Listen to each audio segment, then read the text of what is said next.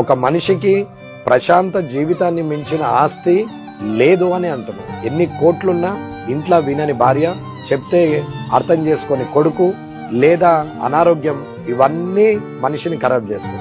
కానీ అర్థం చేసుకొని ప్రశాంతంగా ఉండి 3 పూటలు తిని నిద్రపోతున్నామంటే కన్వీనియంట్ పిల్లలు ఉన్నట్టే లెక్క, అనుకూలంగా ఉన్న భార్య ఉన్నట్టే లెక్క, ప్రశాంతంగా భర్తున్నట్టే లెక్క, ఇంట్లో సంతోషంగా ఉన్నాము అంటే వీళ్ళందరూ సక్రమంగా ఉన్నట్టే లెక్క. అంతకన్నా పెద్ద ఆస్తి ఏముంది? 3 పూటల భోజనం దొరకదా? 3 పూటల భోజనం దొరుకుతుంది. కానీ హైదరాబాద్ పోయి బావర్చిలో బిర్యానీ తినొచ్చి నిద్ర కూడా సరిగా పట్టకపోతే ఏమొస్తుంది? కరెక్ట్. ఇంట్లో పప్పన్నం తొక్కన్నం వేసుకొని 9కి నిద్రపోతే పొద్దున మనం లేచి దర్వాజా తీసినాం అనుకోండి, బయట సన్లైట్ కనిపిస్తే, సన్లైట్ గాలేస్తే ఆ సంతోషం వేరు.